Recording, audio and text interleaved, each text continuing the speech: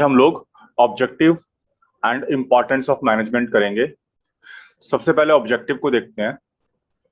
तो मैनेजमेंट के जो ऑब्जेक्टिव है मेजरली तीन पार्ट में बांट दिए गए हैं।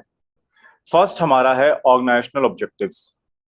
तो ऑर्गेनाइजेशनल ऑब्जेक्टिव के अंदर हम जो भी बिजनेस या ऑर्गेनाइजेशन के गोल्स होते हैं, जो अचीवमेंट्स उन्हें अचीव करनी है, उनको सेट किया जाता है और उनको अचीव करने के लिए काम किया जाता है।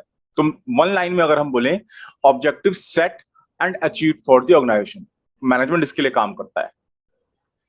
Organizational objective of management refers to the objective of using various resources of the organization optimally and effectively। तो ये वर्ड बहुत इंपॉर्टेंट है, ध्यान रखना। क्या कहता है? Optimally and effectively. तो ऑप्टिमम का मतलब ये हो गया कि यहाँ पे रिसोर्सेज का वेस्ट नहीं कर रहे हो ऑर्गेनाइजेशन के, एंड एफिशिएंटली उनको काम कर रहे हो, एफिशिएंटली आप खत्म कर रहे हो, काम भी पूरा हो रहा है, कॉस्ट भी कम से कम आ रही है। Such that way yield maximum advantage, कि आपको ज्यादा से ज्यादा आउटपुट मिले, ज्यादा से ज्यादा एडवांटेज मिले। In other word, it must be able to fulfil economic objective, काम पूरा हो इन लेस कॉस्ट या minimum cost. There are three major objectives of organisation objectives. First, survival. जब भी कोई कंपनी पहले स्टार्ट होती है या बिजनेस कमेंस होता है, तो अपने सर्वाइवल के बारे में सोचती है। कई सारी कंपनियां जो है इस स्ट्रैटेजी में चलती हैं कि वो पहले मार्केट में सर्वाइव कर सकें। इसका एक एग्जांपल हम टाइड का ले सकते हैं कि जब टाइड कंपनी आई थी तो इनिशियली उन्होंने अपने प्रोडक्ट के प्राइसेस बहुत कम रखे हुए थे, so that they can survive in a market. उसके बाद उन्होंने प्रॉफिट के लिए सोचना शुरू किया। तो first, the need of every organization is to survive and exist in the competitive market for a longer duration of time। उस समय जब सबसे पहले टाइड आया था, तो टाइड के कई सारे कंपटीटर्स थे जो अभी भी हैं, लेकिन अब टाइड एक अच्छी ब्रांड बन चुका है, खासकर मिडिल क्लास फैमिलीज के लिए। उसके लिए हैंको, एरियल, सर्फ एक्सल, ये काफी सारे कंपटीशन थे जो ऑलरेडी मार्केट में काफी अच्छी पहुंच बना चुके थे। तो उनको इन कंपटीटर्स के साथ सर्वाइव करने के लिए अपने प्राइसेस को काफी लो रखना पड़ा। एंड जब ये एक बार सर्वाइव कर गए मार्केट में, इन्होंने अपने प्राइस ऑलमोस्ट उसी लेवल पे ले आए हैं अब ये रिसेंट डेज में। जब एक कंपनी अपने सर्वाइवल ऑब्जेक्टिव को अचीव कर लेती है, तो उसका नेक्स्ट जो मेन ऑब्जेक्टिव बनता है वो प्रॉफिट अर्निंग बनता है। कोई भी कंपनी, कोई भी ऑर्गेनाइजेशन या कोई भी बिजनेस रन हो रहा है या जो परफॉर्म किया जा रहा है, वो प्रॉफिट के लिए ही किया जा रहा है। मेन ऑब्जेक्टिव प्रॉफिट अर्न करना ही होता है किसी भी ऑर्गेनाइजेशन का। Every organisation is able to earn sufficient amount of profit. One line में इसको एक्सप्लेन कर दिया हमने। Next, growth. जब कंपनी सर्वाइवल और प्रॉफिट के ऑब्जेक्टिव को अचीव कर लेती है, तो उसका फिर एक नेक्स्ट ऑब्जेक्टिव उसका होता है टू ग्रो, टू ग्रोथ। हमेशा चेंज होते रहना। अगर हम सिंगल प्रोडक्ट अभी प्रोड्यूस कर रहे हैं, तो मल्टीपल प्रोडक्ट हम प्रोड्यूस करें। अपनी ब्रांच अगर हमारी सिर्फ दिल्ली में है, तो हम डिफरेंट डिफरेंट स्टेट्स में, कंट्रीज में अपनी ब्रांच को खोलें, ग्रो करें। Every organisation must grow and expand their business activities. तो ये हमारे ऑर्गेनाइजेशन के ऑब्जेक्टिव हो गए। फिर हमारे पास ऑर्गेनाइजेशन के सोशल ऑब्जेक्टिव भी होते हैं। इसको हम ऐसे समझते हैं, कोई भी ऑर्गेनाइजेशन है जो काम कर रहा है या उसका एक बेसिक फ्रेमवर्क है, वो बिजनेस इन्वायरमेंट के अंदर है, और उस सोसाइटी से वो रॉ मटेरियल्स या लेबर वगैरह एक्वायर करता है और उसका जो प्रोडक्शन करता है अपने बेनिफिट के लिए। तो यहां से सोशल ऑब्जेक्टिव भी निकल के आते हैं। तो जो ये ऑर्गेनाइजेशन के ऑब्जेक्टिव्स हैं, यही ऑब्जेक्टिव मैनेजमेंट के बन जाते हैं। तो मैनेजमेंट को भी ध्यान रखना चाहिए कि ऐसे प्रोडक्ट्स या ऐसे बेनिफिट्स क्रिएट करे जिसको सोसाइटी को हेल्प मिले। तो it is basically doing something for society. Social objective is the creation of benefits for society और doing something for society. Organization being a part of society must give back to it in the sense that it creates economic value for it। तो हम यहाँ पे कहते हैं कि society से आपने जो भी रिसोर्सेज एक्वायर किए हैं उनको आप वापस करें, इन सेंस ऑफ कि उस सोसाइटी का बेनिफिट हो, जो सोसाइटी एट लार्ज का बेनिफिट हो। बेसिकली सोशल ऑब्जेक्टिव्स के अंदर क्या क्या चीजें हम इंक्लूड करते हैं। फर्स्ट, कि we provide good quality of products at reasonable price. अगर आप ये करते हैं तो एक तरह से आप सोसाइटी को बेनिफिट प्रोवाइड कर रहे हैं, उसके लिए बेनिफिट क्रिएट कर रहे हैं। एंड यूजिंग इन्वायरमेंटल फ्रेंडली या eco friendly methods of production, कि वेस्टेज ना हो, आप नदियों को खराब ना करें, एयर क्वालिटी खराब ना करें। तो जितने ज्यादा हो सके आप जो है इको फ्रेंडली मेथड्स को यूज करें, और कंपनियां धीरे धीरे उस चीज को अडेप्ट करने भी लग गई हैं।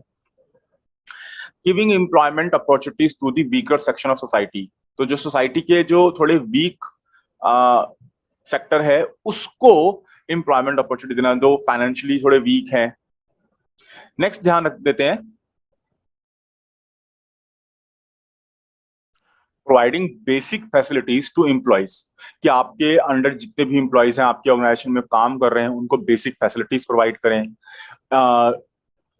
जो वर्किंग एरिया है वो हाइजेनिक हो, और जो उनको रेस्ट वगैरह, इंटरवल बिटवीन प्रोडक्शंस, ये सारी चीजें उनको प्रोवाइड करें। एडुकेट पे करें।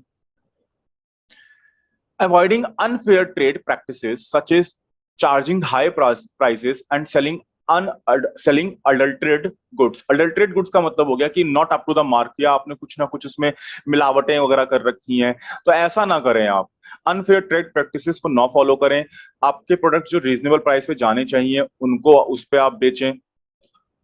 Creating various social amenities such as schools, hospitals, तो जो बेसिक अमेनिटीज हैं जो सोसाइटी एट लार्ज को हेल्प करे वो आप बनाएं। आसपास के एरिया को रिनोवेट करें, पेड़ पौधे लगाएं, तो वहां सोसाइटी का इंप्रूवमेंट होगा, वहां के आसपास के जो लोग हैं रहने वाले उनका इंप्रूवमेंट होगा। तो ये एक जो ऑर्गेनाइजेशन के ऑब्जेक्टिव है, यही मैनेजमेंट के ऑब्जेक्टिव आके बन जाते हैं। नेक्स्ट है हमारा पर्सनल ऑब्जेक्टिव। इसके बाद हम लोग इंपॉर्टेंस को देखेंगे। पर्सनल ऑब्जेक्टिव में होता है कि जो भी एम्प्लॉयज आपके ऑर्गेनाइजेशन में काम कर रहे हैं उनकी इंडिविजुअल नीड्स को, उनके इंडिविजुअल ऑब्जेक्टिव्स को समझा जाए और उसके अकॉर्डिंगली उन्हें ट्रीट किया जाए, उन्हें ट्रेन किया जाए, उनको एक working condition provide, healthy working condition provide की जाए। Management must fulfil the personal objective of individuals so that employees feel satisfied and motivated and work wholeheartedly for the organization। देखो किसी भी ऑर्गेनाइजेशन के ग्रोथ में एम्प्लॉयज का, उनके employees का सेटिस्फाइड होना बहुत जरूरी है। अगर वो सेटिस्फाइड फील नहीं होगा, मोटिवेटेड नहीं होगा, तो कंपनी में कभी लग के काम ही नहीं करेगा, मेहनत से काम ही नहीं करेगा। अगर उस कंपनी में उसको अपनी बिलोंगिंगनेस महसूस नहीं होगी तो कभी भी मेहनत करके काम नहीं करेगा, होल हार्टेडली वो काम नहीं करेगा, हमेशा काम चोरी की तरफ भागेगा वो। तो मैनेजमेंट का एक सबसे बड़ा आप कह सकते हैं कि ऑब्जेक्टिव है कि पर्सनल ऑब्जेक्टिव्स इंडिविजुअल्स के, उनको फुलफिल भी करे, उनको सेटिस्फाई करे। और वो कैसे कर सकती है मैनेजमेंट? कॉम्पिटिटिव सैलरी प्रोवाइड करके, कि जो भी कंपटीटर्स हैं आपके उनसे थोड़ी अच्छी सैलरी आप प्रोवाइड कर सकते हैं। पर्सनल ग्रोथ एंड डेवलपमेंट आप करा सकते हैं। कैसे करेंगे? आप उनको नए स्किल्स के लिए ट्रेन कर सकते हैं, नई नई चीजें आप उनको दे सकते हैं सीखने के लिए, करने के लिए। और आज की डेट में सारी कंपनियां, लगभग जितनी भी अच्छी कंपनी है, चाहे वो छोटी कंपनी क्यों ना हो, करती हैं अपनी इंप्लॉइज के लिए। पीयर एंड सोशल रिकॉग्निशन, कि जो एम्प्लॉय आपके ऑर्गेनाइजेशन में अच्छा काम कर रहा है उसको सोशल रिकॉग्निशन मिले, उसको प्रमोशन मिले। Good and healthy working condition, sitting situation अच्छी हो, वर्किंग एरिया हाइजेनिक हो, और ये सारी चीजें, सभी चीज जो है इन्फ्लुएंस करती हैं किसी भी एम्प्लॉय को to stay in that organisation, और इस तरह से वो मोटिवेटेड एंड सेटिस्फाइड फील करता है। तो ये हमारे हो गए ऑब्जेक्टिव ऑफ मैनेजमेंट। नेक्स्ट हम लोग देखेंगे इंपॉर्टेंस ऑफ मैनेजमेंट। तो सबसे पहला है इंपॉर्टेंस, कि जो मैनेजमेंट है ऑर्गेनाइजेशन के गोल्स को अचीव करने में हेल्प करता है। तो achievement of goals, an organisation requires management for the achievement for its various goals and objectives. Different different goals जो होते हैं, The management unifies the activities and efforts in an organization towards the achievement of common goals and objectives. किसी भी organisation में देखो multiple departments होते हैं, multiple multiple form factors होते हैं जो अपनी अपनी एक्टिविटी में लगे हुए हैं, जैसे purchase department, sales department, finance department, human resource department.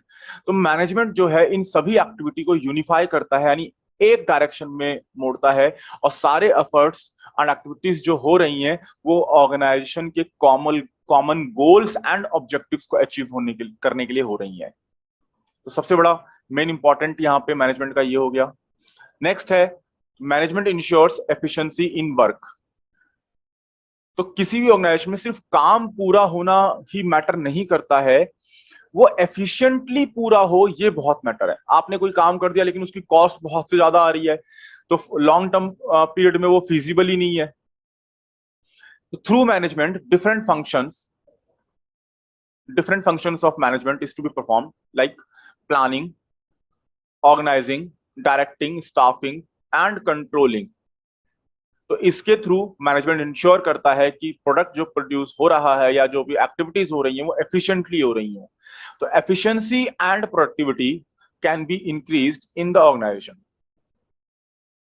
Creating dynamism, इसको समझते हैं।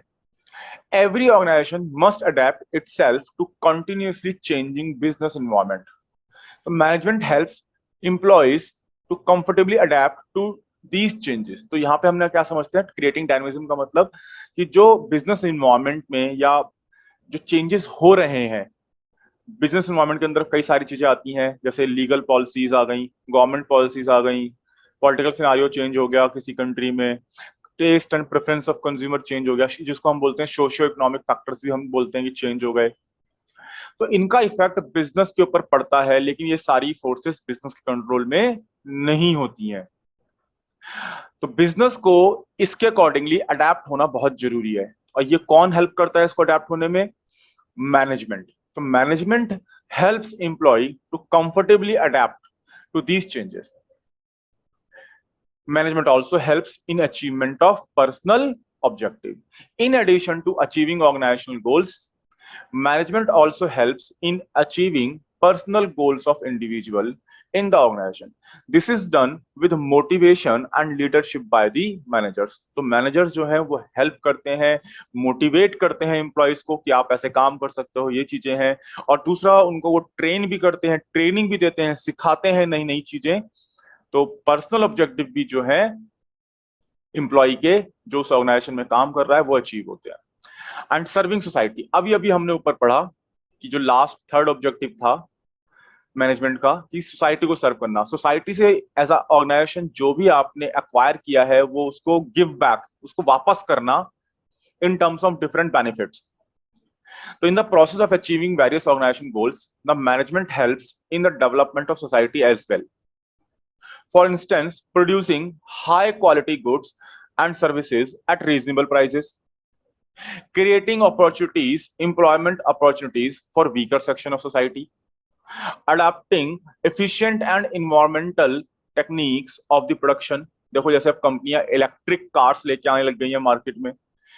दे are relatively new but now अब ट्रेंड शुरू हो चुका है, लोगों ने खरीदनी भी शुरू कर दी है। अगर आप देखो सीपी वगैरह, कनॉट प्लेस वगैरह चले जाओ दिल्ली में या कोई ऐसे मेजर सिटीज, अब वहां पे इलेक्ट्रिक चार्ज के लिए पार्किंग में आउटलेट बन गया कि आप अपनी गाड़ी और चार्ज वहां से कर सकते हो इलेक्ट्रिक। ये सब क्या है? ये वही सोसाइटी को बेनिफिट प्रोवाइड करने के लिए कि सोसाइटी में पॉल्यूशन कम हो। जैसे आप देखते हैं कि दिल्ली में इस समय एयर क्वालिटी एकदम बहुत लो, वर्स्ट सिचुएशन में चल रही है। तो उसको ध्यान में रखते हुए electric scooters, even bike, car सब बनने लग गई है, प्रोडक्शन शुरू होने लग गया। धीरे धीरे ये टेक्नोलॉजी थोड़ी जनरलाइज हो जाएगी। जब ये जनरलाइज हो जाएगी तो सस्ती हो जाएगी, तो मिडिल क्लास मैन भी इसको फिर परचेज कर सकता है। And last, helping society to grow and develop.